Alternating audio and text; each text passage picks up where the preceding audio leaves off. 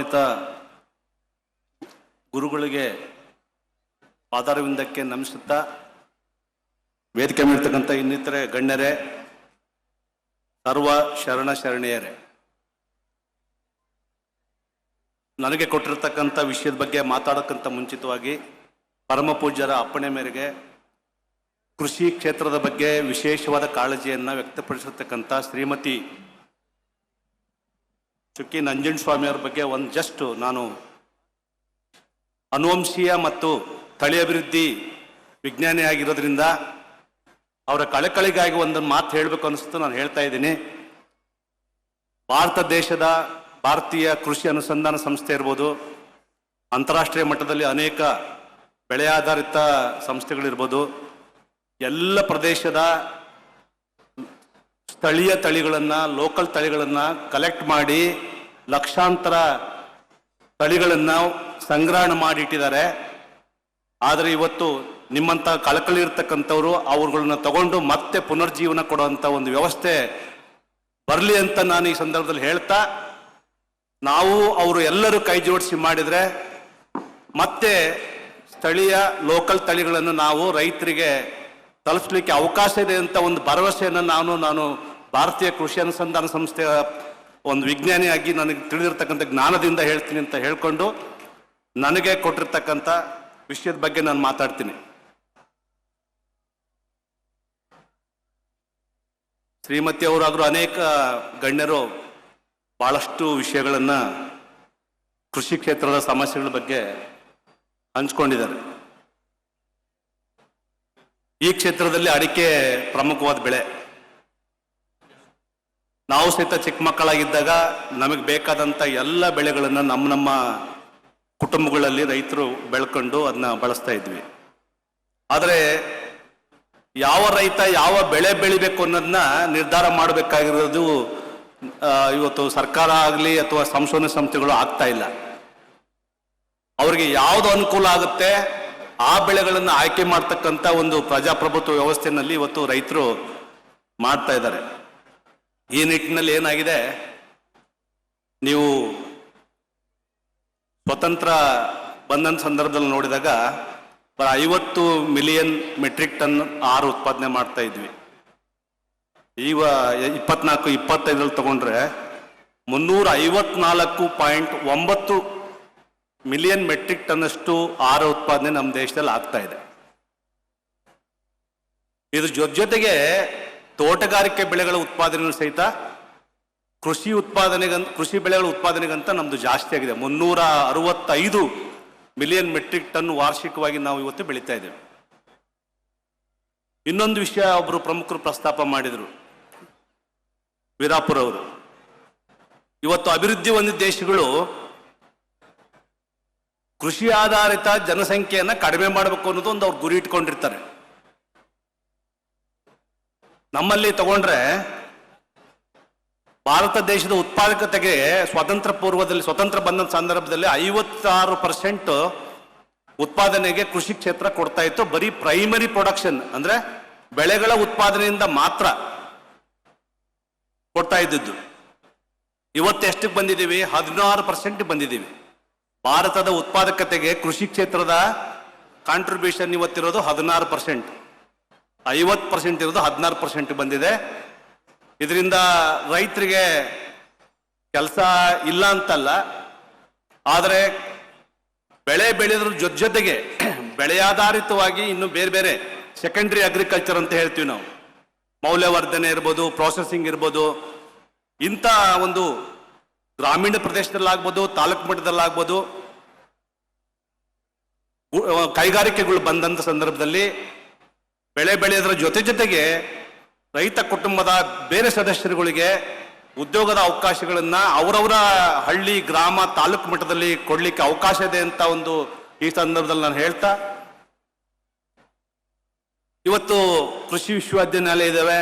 ಭಾರತೀಯ ಕೃಷಿ ಅನುಸಂಧಾನ ಸಂಸ್ಥೆ ಅಡಿಯಲ್ಲಿ ಭಾರತೀಯ ತೋಟಗಾರಿಕಾ ಸಂಶೋಧನಾ ಸಂಸ್ಥೆ ಬೆಂಗಳೂರು ಹೆಸರುಘಟ್ಟದಲ್ಲಿ ಕೆಲಸ ಮಾಡ್ತದೆ. ಇದೇ ಥರ 105 ಸಂಸ್ಥೆಗಳು ದೇಶದ ವಿವಿಧ ಭಾಗಗಳಲ್ಲಿ ಕೆಲಸ ಮಾಡ್ತಾ ಇದ್ದಾವೆ. ಇವತ್ತು ಎಲ್ಲ ಇದೆ. ಅನೇಕ ಬೆಳೆಗಳನ್ನು ಬೆಳೀತಾ ಇದ್ದಾರೆ, ಅನೇಕ ಸಂಶೋಧನಾ ಸಂಸ್ಥೆಗಳು, ಕೃಷಿ ವಿಶ್ವವಿದ್ಯಾನಿಲಯಗಳು ತಂತ್ರಜ್ಞಾನಗಳನ್ನು ಡೆವಲಪ್ ಮಾಡಿದ್ದಾವೆ. ಆದರೆ ಪ್ರಮುಖವಾಗಿ ಮೌಲ್ಯವರ್ಧನೆ ಅಂತ ಬಂದಂತ ಸಂದರ್ಭದಲ್ಲಿ ಬೇಕಾಗಿರ್ತಕ್ಕಂಥ ಅವಶ್ಯಕತೆಗಳು ಕೌಶಲ್ಯ. ನಾವು ನೋಡ್ತಾ ಇದ್ದೀವಿ ಇತ್ತೀಚಿನ ದಿನಗಳಲ್ಲಿ ಯಾವುದೇ ಒಂದು ಮೇಳಕ್ಕೆ ಹೋದರೆ, ಒಂದು ಸಂತೆಗೆ ಹೋದರೆ ಸಾಕಷ್ಟು ನಮ್ಮ ಸ್ವಸಹಾಯ ಸಂಘಗಳು, ರೈತ ಉತ್ಪಾದಕ ಸಂಸ್ಥೆಗಳು ಅವರಿಗೆ ತಿಳಿದಂಥ ರೀತಿಯಲ್ಲಿ ಉತ್ಪನ್ನಗಳನ್ನು ಮಾಡ್ಕೊಂಡು ಬಿಟ್ಟು ಮಾರ್ಕೆಟ್ಗೆ ಬಂದು ಮಾರಾಟ ಮಾಡುವಂಥ ವ್ಯವಸ್ಥೆ ಇವತ್ತು ನಾವು ನೋಡ್ತಾ ಇದ್ದೀವಿ, ಎಲ್ಲ ಜಾಗದಲ್ಲಿ ನೋಡ್ತಾ ಇದ್ದೀವಿ. ಇವತ್ತೇನಾಗಿದೆ, ನಮ್ಮ ಸಂಶೋಧನಾ ಸಂಸ್ಥೆಗಳ ಪ್ರಯತ್ನಗಳಿಂದ, ಕೃಷಿ ವಿಶ್ವವಿದ್ಯಾಲಯದ ಪ್ರಯತ್ನಗಳಿಂದ ಅನೇಕ ತಂತ್ರಜ್ಞಾನಗಳು ಇವತ್ತು ರೈತರಿಗೆ ಅಥವಾ ರೈತ ಉತ್ಪಾದಕ ಸಂಸ್ಥೆಗಳಿಗೆ, ಸ್ವಸಹಾಯ ಸಂಘಗಳಿಗೆ ಲಭ್ಯ ಇದ್ದಾವೆ. ಆದರೆ ಇವತ್ತು ನಡೆದಿರ್ತಕ್ಕಂಥ ಜನರಿಗೆ ನಾನು ಹೇಳಕ್ಕೆ ಇಷ್ಟಪಡೋದೇನೆಂದ್ರೆ, ಇವತ್ತಿನ 15 ನಿಮಿಷದ ಭಾಷಣದಿಂದ ನಿಮಗೆ ನಾವು ಬರೀ ಅರಿವನ್ನ ಮೂಡಿಸ್ಬೋದು. ಆದರೆ ಮೌಲ್ಯವರ್ಧನೆ ಮಾಡಬೇಕು ಅಂತ ಆಸಕ್ತರಿದ್ರೆ, ಪ್ರೈಮರಿ ಬೆಳೆ ಬೆಳೆಯೋದ್ರ ಜೊತೆಗೆ ಬೇರೆ ಬೇರೆ ಕೃಷಿ ಆಧಾರಿತ ಚಟುವಟಿಕೆಗಳು ತೊಡಸ್ಕೋಬೇಕು ಅನ್ನೋದಾದ್ರೆ ಅವರಿಗೆ ಬೇಕಾದಂಥ ಕೌಶಲ್ಯ ಅಭಿವೃದ್ಧಿ ಏನು ವ್ಯವಸ್ಥೆ ಆಗಬೇಕು, ಆ ನಿಟ್ಟಿನಲ್ಲಿ ನಾವು ಪ್ರಯತ್ನ ಮಾಡಬೇಕಾಗಿದೆ. ಅನೇಕ ಜನರಿಗೆ ಗೊತ್ತೇ ಇಲ್ಲ, ಮೌಲ್ಯವರ್ಧನೆ ಮಾಡಬೇಕಂದ್ರೆ ಎಲ್ಲಿ ಸೌಕರ್ಯಗಳು, ಕೌಶಲ್ಯ ಅಭಿವೃದ್ಧಿ ಮಾಡ್ಲಿಕ್ಕಾಗ್ಬೋದು, ಬೇಕಾದಂಥ ಮೂಲ ಸೌಕರ್ಯಗಳು ಸಿಗ್ತವೆ ಅನ್ನೋದು ಮಾಹಿತಿ ಪಾಪ ಕೊರತೆ ಇದೆ. ನಿಮಗೆ ಈ ಸಂದರ್ಭದಲ್ಲಿ ನಾನು ಹೇಳಿಕ್ ಬಯಸ್ತಿರ್ತಕ್ಕಂಥದ್ದು, ಕೃಷಿ ವಿಶ್ವವಿದ್ಯಾನಿಲಯಗಳಲ್ಲಿ ಅನೇಕ ಕೃಷಿ ವಿಶ್ವವಿದ್ಯಾನಿಲಯಗಳಲ್ಲಿ ಈ ಸೌಕರ್ಯಗಳು ನಿಮಗೆ ಸಿಗ್ತವೆ, ತಂತ್ರಜ್ಞಾನಗಳು ಸಿಗ್ತವೆ, ಕೌಶಲ್ಯ ಅಭಿವೃದ್ಧಿಯ ಪ್ರಯತ್ನಗಳು ನಿರಂತರವಾಗಿ ನಡೀತವೆ. ಇದ್ರ ಜೊತೆಗೆ ದೇಶದಲ್ಲಿರ್ತಕ್ಕಂಥ 731 ಕೃಷಿ ವಿಜ್ಞಾನ ಕೇಂದ್ರಗಳು ಸಹಿತ ಈ ಸಂಶೋಧನಾ ಸಂಸ್ಥೆಗಳಿರ್ತಕ್ಕಂಥ ತಂತ್ರಜ್ಞಾನಗಳನ್ನ ಬಳಸಿಕೊಂಡು ಆ ಜಾಗದ ಆಸಕ್ತ ಯುವಕರಿಗೆ, ಯುವತಿಯರಿಗೆ, ನಿರುದ್ಯೋಗಿಗಳಿಗೆ ಕೌಶಲ್ಯ ಅಭಿವೃದ್ಧಿ ಕೊಡ್ತಕ್ಕಂಥ ನಿರಂತರ ಪ್ರಯತ್ನವನ್ನ ಎಲ್ಲರೂ ನಾವು ಮಾಡ್ತಾ ಇದ್ದೀವಿ. ಇದಿಲ್ದೇನೆ ಮಾರ್ಗದರ್ಶನ ಇಲ್ದೇನೆ, ಕೌಶಲ್ಯ ಅಭಿವೃದ್ಧಿ ಇಲ್ದೇನೆ ಮೌಲ್ಯವರ್ಧನೆ ಮಾಡಕ್ಕೆ ಹೋಗೋದು ಅಷ್ಟು ಸೂಕ್ತವಾದಂತ ಒಂದು ತೀರ್ಮಾನ ಆಗಲ್ಲ. ಬೆಳೆದಂತೆ ಬೆಳೆಗಳಿಗೆ ಬೆಲೆ ಸಿಗ್ತಾ ಇಲ್ಲ ಅನ್ನೋದು ಅನೇಕ ಹಿರಿಯರು ಹೇಳಿದ್ರು. ಮುಖ್ಯವಾಗಿ ಇವತ್ತು ನಮಗೆ ಬೇಕಾಗಿರ್ತಕ್ಕಂಥದ್ದು ಮಾರುಕಟ್ಟೆ ವ್ಯವಸ್ಥೆ. ಅದು ಮುಖ್ಯವಾಗಿ ಸೀರಿಯಲ್ಸ್, ನಾವೇನು ಸಿರಿಧಾನ್ಯಗಳು, ಬೇಳೆಕಾಳು, ಎಣ್ಣೆ ಬೇಳೆಕಾಳು, ಇವೆಲ್ಲ ಬೆಳೆಗಳಲ್ಲಿ ಅಷ್ಟೊಂದು ಮೌಲ್ಯವರ್ಧನೆ ಅವಶ್ಯಕತೆ ಕಡಿಮೆ ಕಾಣುತ್ತೆ. ಆದರೆ ಯಾರ್ಯಾರು ತೋಟಗಾರಿಕೆ ಬೆಳೆ, ಅಡಿಕೆ ಒಂದು ಬಿಟ್ಟು, ಕೆಲವೊಂದು ಸ್ಪೈಸಸ್ ಬಿಟ್ಟು ಬೇರೆ ಯಾರಾದರೂ ತೋಟಗಾರಿಕೆ ಬೆಳೆ ಮಾಡಿದ್ದಾರೆ ಅಂದ್ರೆ ಅವರಿಗೆ ಬಹಳ ಮುಖ್ಯವಾಗಿ ಬೇಕಾಗಿರ್ತಕ್ಕಂಥ ಮೌಲ್ಯವರ್ಧನೆ. ಬಿಕಾಸ್ ಅದು 1, 2, 3 ದಿನದಲ್ಲೇ ಆ ಬೆಳೆ ನೀವು ಬಳಸಲಿಲ್ಲ ಅಂತಂದ್ರೆ ಅದು ಹಾಳಾಗಿ ಹೋಗುತ್ತೆ. ಈ ನಿಟ್ಟಿನಲ್ಲಿ ತೋಟಗಾರಿಕೆ ಬೆಳೆಗಳಂತ ಹಣ್ಣು, ತರಕಾರಿ ಮತ್ತು ಹೂವಿನ ಬೆಳೆಗಳು, ಇವಕ್ಕೆಲ್ಲ ಮೌಲ್ಯವರ್ಧನೆಗೆ ನಾವು ಬಹಳಷ್ಟು ಒತ್ತು ಕೊಡಬೇಕಾಗಿದೆ. ಇಲ್ಲಾಂದ್ರೆ ಯಾರ್ಯಾರ ರೈತರು ಈ ಬೆಳೆಗಳನ್ನು ಬೆಳೀತಾ ಇದ್ದಾರೆ ಅವ್ರಿಗೆ ಸಾಕಷ್ಟು ನಷ್ಟಗಳಾಗ್ತಾ ಇದೆ, ಮಾರುಕಟ್ಟೆಯಲ್ಲಿ ಒಳ್ಳೆ ಬೆಲೆ ಸಿಗ್ತಾ ಇಲ್ಲ. ಈ ನಿಟ್ಟಿನಲ್ಲಿ ಮನಗಂಡು ನಮ್ಮ ಭಾರತೀಯ ಸರ್ಕಾರ, department of science and technology ಅವರು ನಮ್ಮಲ್ಲಿ ಒಂದು ಇನ್ಕ್ಯುಬೇಷನ್ ಸೆಂಟರ್ ಅನ್ನ 12 ಕೋಟಿ ವೆಚ್ಚದಲ್ಲಿ ಪ್ರಾರಂಭ ಮಾಡಿದ್ದೀವಿ. ಅವಶ್ಯಕತೆ ಇತ್ತ ಕೃಷಿ ವಿಜ್ಞಾನ ಕೇಂದ್ರ ಎಲ್ಲ ಜಿಲ್ಲೆಯಲ್ಲಿದ್ದಾವೆ, ರಾಜ್ಯದಲ್ಲಿ 5-6 ಕೃಷಿ ವಿಶ್ವವಿದ್ಯಾನಿಲಯಗಳಿದ್ದಾವೆ, ಇನ್ನು ಅನೇಕ ಕೆಪೆಕ್ ಅಂತ ಇದೆ, ಅಪೇಡಾ ಅಂತಿದೆ, ಅನೇಕ ಸಂಘ ಸಂಸ್ಥೆಗಳು ವರ್ಕ್ ಮಾಡ್ತಾ ಇದ್ದಾವೆ. ಇದ್ರ ಜೊತೆಗೆ ಇನ್ಕ್ಯುಬೇಷನ್ ಬೇಕಾಗಿತ್ತ ಅಂತ. ಇವತ್ತು ಏನಾಗ್ತಿದೆ, ತಂತ್ರಜ್ಞಾನಗಳು ಡೆವಲಪ್ ಮಾಡಿದ್ಮೇಲೆ ಯಾರಿಗಾಗಿ ನಾವು ಡೆವಲಪ್ ಮಾಡಿದ್ವಿ ಆ ತಂತ್ರಜ್ಞಾನಗಳು ತಲುಪ್ತಾ ಇಲ್ಲ. ಈಗ KVK ಇದೆ, KVK ನಲ್ಲಿ ಎಲ್ಲ ತರದ ಮೌಲ್ಯವರ್ಧನೆ ಮಾಡಬೇಕಾದಂತ ಮೂಲ ಸೌಕರ್ಯಗಳು ವ್ಯವಸ್ಥೆ ಆಗ್ತಾ ಇಲ್ಲ. ಆಮೇಲೆ ತರಬೇತಿ ಇಲ್ಲದೇನೆ ಮೌಲ್ಯವರ್ಧನೆಗೆ ಹೋದ್ರಿ ಅಂತಂದ್ರೆ ನಾನು ಹೇಳಿದಂಗೆ ವಿತೌಟ್ ಲೇಬಲ್ಲು, ವಿತೌಟ್ ಬ್ರ್ಯಾಂಡು, ಏನೋ ಒಂದಿಷ್ಟು ಉಪ್ಪಿನಕಾಯಿ ಮಾಡಿಕೊಂಡು, ಹಪ್ಪಳ ಮಾಡಿಕೊಂಡು, ರೊಟ್ಟಿ ಮಾಡಿಕೊಂಡು ಅವೆಲ್ಲ ತಗೊಂಡು ಬಂದ್ಬಿಟ್ಟು ಅವ್ರಿಗೆ ಮೇಳ ಮತ್ತು ಸಂತೆಗಳಲ್ಲಿ ಮಾರಾಟ ಅಂತ ವ್ಯವಸ್ಥೆ ಇದೆ. ಅನೇಕ ಜನರಿಗೆ ಈ ಮೌಲ್ಯವರ್ಧಿತ, ಮುಖ್ಯವಾಗಿ ಆಹಾರ ಮತ್ತು ತೋಟಗಾರಿಕೆ ಬೆಳೆಗಳ ಮೌಲ್ಯವರ್ಧಿತ ಪದಾರ್ಥಗಳಿಗೆ ಏನೇನು ಅನುಮತಿಗಳು ಬೇಕಾಗುತ್ತೆ, ಯಾವ್ಯಾವ ನೀತಿಗಳನ್ನ ನಿಯಮಗಳನ್ನು ಪಾಲನೆ ಮಾಡಬೇಕನ್ನೋ ಮಾಹಿತಿ ಸಹಿತ ಕೊರತೆ ಇದೆ. ಸೊ ಯಾರ್ಯಾರು ರೈತರು ಇದ್ದೀರಾ, ರೈತರ ಮಕ್ಕಳಿರ್ಬೋದು, ನನಗಿರೋ ಮಾಹಿತಿ ಪ್ರಕಾರ ಇವತ್ತೆಲ್ಲ ಕಡೆ ITBT ಬಗ್ಗೆ ಜಾಸ್ತಿ ಕೇಳ್ತಾ ಇದ್ದೀರಾ. ಇವತ್ತು ಮೌಲ್ಯವರ್ಧನೆಗೆ ಹಣ ತೊಡಗಿಸ್ಕೊಂಡು ಏನು ರೈತರು ಬೆಳೆದಂಥ ಬೆಳೆಗಳಿಗೆ ಬೆಲೆ ಕೊಡಬೇಕು ಅನ್ನೋ ನಿಟ್ಟಿನಲ್ಲಿ 100ಕ್ಕೆ 80% ಏನು ನಮ್ಮಲ್ಲಿ ನಮ್ಮ ಸಂಸ್ಥೆಗೆ ಬರ್ತಾ ಇದ್ದಾರೆ ಅವರೆಲ್ಲ ಆ ಬ್ಯಾಕ್ಗ್ರೌಂಡ್ನವ್ರು ಬರ್ತಾ ಇದ್ದಾರೆ. ಅವರ ಮುಖಾಂತರ ರೈತರು ಬೆಳೆದಂಥ ಹಣ್ಣು ತರಕಾರಿ ಮತ್ತು ಹೂವಿನ ಬೆಳೆಗಳಿಗೆ ಮೌಲ್ಯವರ್ಧನೆಗೆ ಸಂಬಂಧಪಟ್ಟಂತ ತಂತ್ರಜ್ಞಾನ, ಮಾರ್ಗದರ್ಶನ, ಮೂಲಸೌಕರ್ಯ, ಆಮೇಲೆ ಮಾರುಕಟ್ಟೆ ವ್ಯವಸ್ಥೆ, ಮಾರುಕಟ್ಟೆ ಬಗ್ಗೆ ಮಾಹಿತಿ, ಇದೆಲ್ಲದನ್ನು ನಮ್ಮ ಸಂಸ್ಥೆಯಲ್ಲಿ ಕೊಡುವಂಥ ವ್ಯವಸ್ಥೆಯನ್ನ ಕೇಂದ್ರ ಸರ್ಕಾರ ಮನಗೊಂಡು ನಮ್ಮಲ್ಲಿ ಮಾಡ್ತಿದ್ದೀವಿ. ಇಡೀ ಭಾರತ ದೇಶದಲ್ಲಿ ಏನು 22 ತೋಟಗಾರಿಕೆ ಬೆಳೆಗಳ ಸಂಬಂಧಪಟ್ಟ ಸಂಶೋಧನಾ ಸಂಸ್ಥೆಗಳಿದಾವೆ, ಆ ಸಂಸ್ಥೆಗಳ ಎಲ್ಲ ತಂತ್ರಜ್ಞಾನಗಳಿಗೆ ನಮ್ಮಲ್ಲಿ ಇನ್ಕ್ಯುಬೇಷನ್ ಸೆಂಟರ್ಲಿ ನಮ್ಗೆ ಅವ್ರಿಗೆ ಬೇಕಾದಂಥ ಎಲ್ಲ ಥರದ್ದು ಹ್ಯಾಂಡ್ ಹೋಲ್ಡಿಂಗ್ ನಾವು ಕೈ ಹಿಡಿದು ನಡೆಸೋಂಥ ವ್ಯವಸ್ಥೆಯನ್ನ ನಮ್ಮಲ್ಲಿ ಮಾಡ್ತಾ ಇದ್ದೀವಿ. ಸೊ ಇವತ್ತು ಮಾರುಕಟ್ಟೆ ವ್ಯವಸ್ಥೆ ಬಗ್ಗೆ ಬಂದ್ರೆ ಕೆಲವರೆಲ್ಲ ಕೇಳಿರ್ಬೋದು, ಮಾರ್ಕೆಟ್ ಇಂಟರ್ವೆನ್ಷನ್ ಸ್ಕೀಮ್ ಅಂತ ಇದೆ. ತೋಟಗಾರಿಕೆ ಬೆಳೆಗಳಲ್ಲಿ ಮಾರ್ಕೆಟ್ ರೇಟ್ ಬೆಲೆಗಳು ಕುಸಿದಂತ ಸಂದರ್ಭದಲ್ಲಿ ಸರ್ಕಾರ ಎಷ್ಟು ಪ್ರಮಾಣದ ಬೆಳೆಯನ್ನು ತಗೊಳ್ತಾ ಇದೆ? ಬರೀ 15% ಬೆಳೆಗಳನ್ನ ಕೊಳ್ಳಿಕ್ಕೆ ಮಾತ್ರ ಪ್ರಾವಿಷನ್ ಇದೆ. 100ಕ್ಕೆ 100 ಪ್ರಮಾಣದ ಬೆಳೆಯನ್ನ ಸರ್ಕಾರ ಯಾವ ಸಂದರ್ಭದಲ್ಲೂ ಕೊಳ್ಳಿಕ್ಕಾಗದಂತ ವ್ಯವಸ್ಥೆ ಇದೆ. ಸೊ ಹಾಗಾಗಿ ನಿಮಗೆ ಬೆಲೆನ ನಾವು ಕೊಡ್ಲಿಕ್ಕಾಗಲ್ಲ. ಸೊ ಅಂತ ಸಂದರ್ಭದಲ್ಲಿ ನಾವು ಮೌಲ್ಯವರ್ಧನೆಗೆ ಹೋಗಲೇಬೇಕಾಗತ್ತೆ. ಎಲ್ಲ ಬೆಳೆಗಳು, ಮಾವಿರ್ಬೋದು, ಹಲಸಿರ್ಬೋದು, ನೇರಳೆ ಇರ್ಬೋದು, ಅಥವಾ ನಮ್ಮ ಇತರೆ ಇತ್ತೀಚಿನ ದಿನಗಳಲ್ಲಿ ಬಹಳ ಜನ ಇದು ಡ್ರ್ಯಾಗನ್ ಫ್ರೂಟ್ ಅಂತ ಬಹಳ ಬೆಳೀತಾ ಇದ್ದಾರೆ, ಬೆಣ್ಣೆ ಹಣ್ಣಿನ ಇದು ಬಹಳ ಜನ ರೈತರು ಬೆಳೀತಾ ಇದ್ದಾರೆ. ಇವೆಲ್ಲವಕ್ಕೂ ಸಹಿತ ನಾವು ಮೌಲ್ಯವರ್ಧನೆ ಮಾಡಲೇ ಇಲ್ಲ ಅಂತಂದ್ರೆ ಮಾರುಕಟ್ಟೆನಲ್ಲಿ ಅವರಿಗೆ ಏನು ಬೆಲೆ ಸಿಗಬೇಕೋ ಸಿಗಂತ ವ್ಯವಸ್ಥೆ ಇವತ್ತಿಲ್ಲ.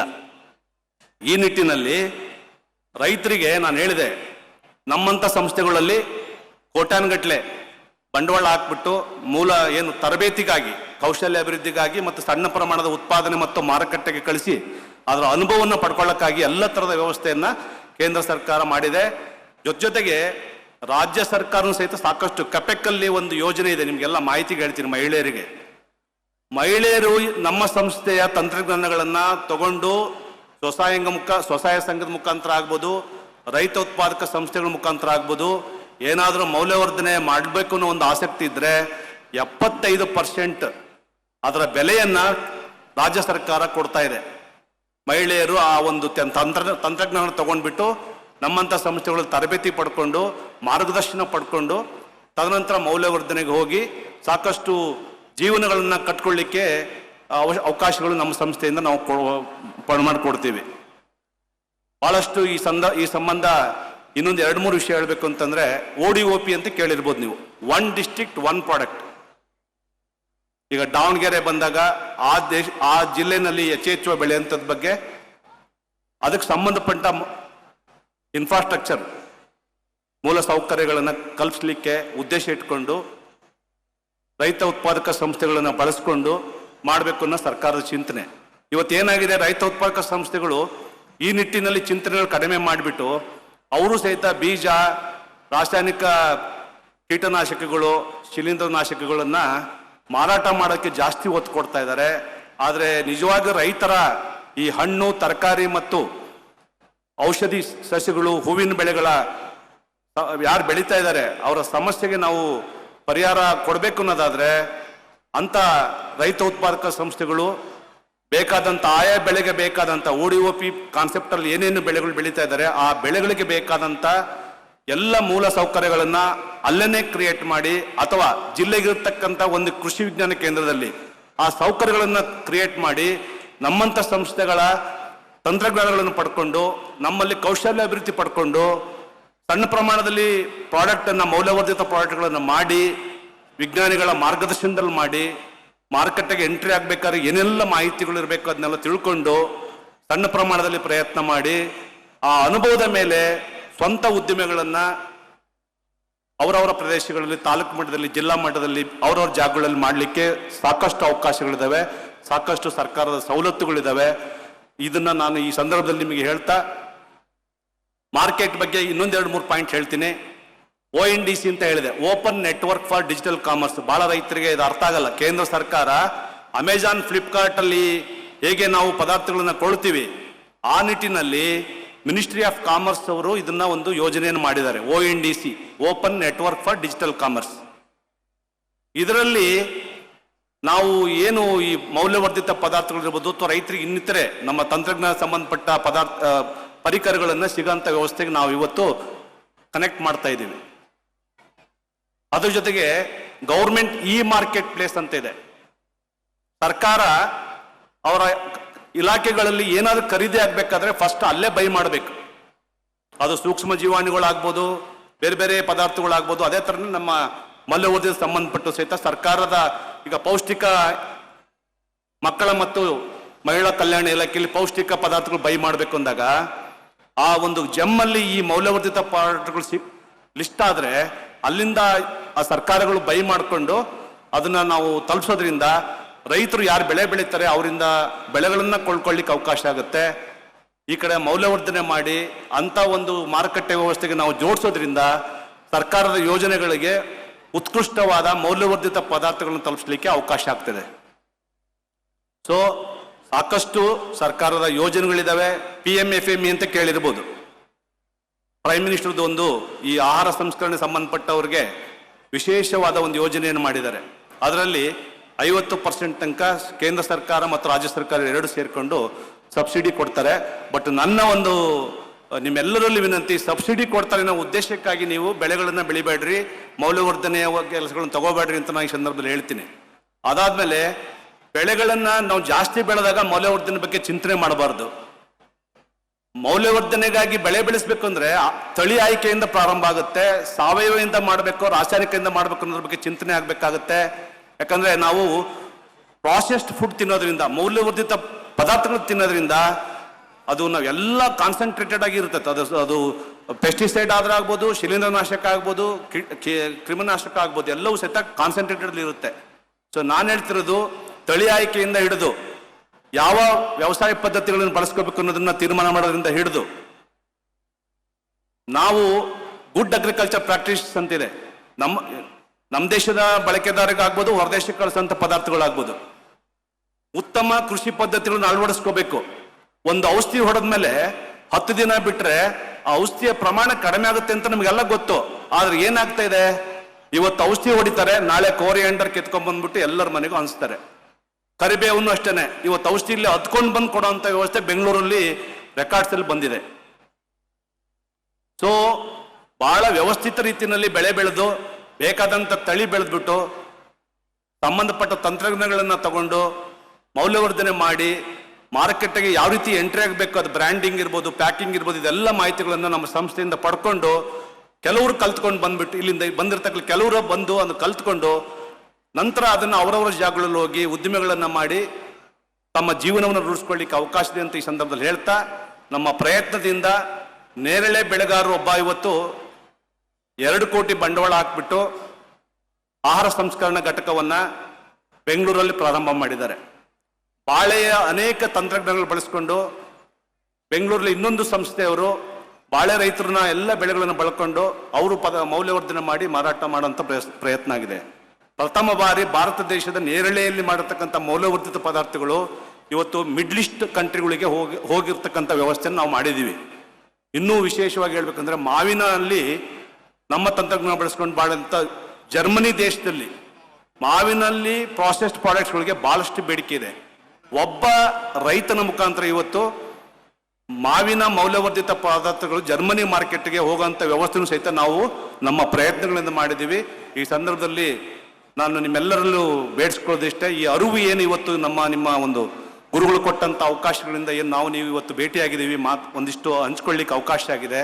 ಆಸಕ್ತರು ನಿಮ್ಮ ಮಕ್ಕಳಾಗ್ಬೋದು, ನಿಮ್ಮ ಸಂಬಂಧಿಕರಾಗ್ಬೋದು, ಎಲ್ಲರೂ ಈ ಸಂಸ್ಥೆಗಳ ಒಂದು ಒಡನಾಟಕ್ಕೆ ಬಂದ್ಬಿಟ್ಟು ಅನೇಕ ಸರ್ಕಾರದ ಯೋಜನೆಗಳು ಬಳಸ್ಕೊಂಡು ಸಂಶೋಧನಾ ಸಂಸ್ಥೆಗಳ ತಂತ್ರಜ್ಞಾನಗಳು ಬಳಸ್ಕೊಂಡು ಮಾರ್ಗದರ್ಶನ ಪಡ್ಕೊಂಡು ಮಾರುಕಟ್ಟೆ ವ್ಯವಸ್ಥೆಗೆ ಕನೆಕ್ಟ್ ಆಗಿ ಅನುಭವ ಪಡ್ಕೊಂಡು ಮೌಲ್ಯವರ್ಧಿತ ಕ್ಷೇತ್ರದಲ್ಲಿ ಸಾಧನೆ ಮಾಡಬೇಕು ಅಂತ ಈ ಸಂದರ್ಭದಲ್ಲಿ ಹೇಳ್ತಾ, ಅನೇಕ ಕಂಪನಿಗಳು ನಮ್ಮ ಹುಬ್ಳಿ ಧಾರವಾಡಲ್ಲಿ ಒಂದು ಪ್ರವೀಣ್ ಹಿರೇಮಠ ಅಂತವರು ಕ್ಯಾರೆಟ್ ಮತ್ತು ಬೀಟ್ರೂಟ್ ಅಲ್ಲಿ ಸಕ್ಕರೆ ಹಾಕದಂಗೆ, ಪ್ರಿಸರ್ವೇಟಿವ್ ಹಾಕದಂಗೆ 2 ಪಾನೀಯಗಳನ್ನು ನಮ್ಮ ಸಂಸ್ಥೆಯಿಂದ ಅಭಿವೃದ್ಧಿ ಮಾಡಿಕೊಟ್ಟಿದ್ದೀವಿ. ಅದಕ್ಕೆ ಇವತ್ತು ಪ್ರತಿನಿತ್ಯ 4,000 ಬಾಟಲ್ ಉತ್ಪಾದನೆ ಮಾಡ್ತಕ್ಕಂಥ ಒಂದು ಘಟಕ ಇವತ್ತು ಹುಬ್ಳಿ ಧಾರವಾಡದಲ್ಲಿ ಬಂದಿದೆ. ಅವರು ಒಂದು 50-100 ಜನಕ್ಕೆ ಉದ್ಯೋಗ ಕೊಡ್ತಾ ಇದ್ದಾರೆ. ಬಳಕೆದಾರರಿಗೆ ಉತ್ತಮವಾದ ಏನು ಪ್ರಿಸರ್ವೇಟಿವ್ ಇಲ್ಲದಂಥ ಸಕ್ಕರೆ ಇಲ್ಲದಂಥ ಒಂದು ಪದಾರ್ಥಗಳನ್ನು ತಲುಪಿಸುವಂಥ ವ್ಯವಸ್ಥೆ ಮಾಡ್ತಿದ್ದೀವಿ. ನಿಮ್ಮೆಲ್ಲರ ಕಳಕಳಿ ಮನವಿ. ನಮ್ಮ ಸಂಖ್ಯೆಯನ್ನು ಬೇಕಾದರೆ ಬರ್ಕೋಬೋದು. 9141704357. ಯಾರಾದರೂ ಈ ಸಂಬಂಧದಲ್ಲಿ ಏನಾದರೂ ಒಂದು ತೀರ್ಮಾನ ಮಾಡ್ತೀವಿ ಅಂತಂದಾಗ ನಮ್ಮ ಸಂಪರ್ಕಕ್ಕೆ ಬನ್ನಿ. ನಿಮಗೆಲ್ಲ ರೀತಿಯ ಒಂದು ಹ್ಯಾಂಡ್ ಹೋಲ್ಡಿಂಗ್ ಮಾಡಿ ಕೈ ಹಿಡಿದು ನಡೆಸಿ ಒಂದು ಸಕ್ಸಸ್ಫುಲ್ ಉದ್ದಿಮೆದಾರ ಆಗಲಿಕ್ಕೆ ನಾವು ಪ್ರಯತ್ನ ಮಾಡ್ತೀವಿ ಅಂತ ಈ ಸಂದರ್ಭದಲ್ಲಿ ಗುರುಗಳ ಸಾನ್ನಿಧ್ಯದಲ್ಲಿ ಹೇಳ್ತಾ ನನ್ನ ಮಾತನ್ನು ಮುಗಿಸ್ತೀನಿ. ಎಲ್ಲರಿಗೂ ಮತ್ತೊಮ್ಮೆ ಕೃತಜ್ಞತೆಗಳು.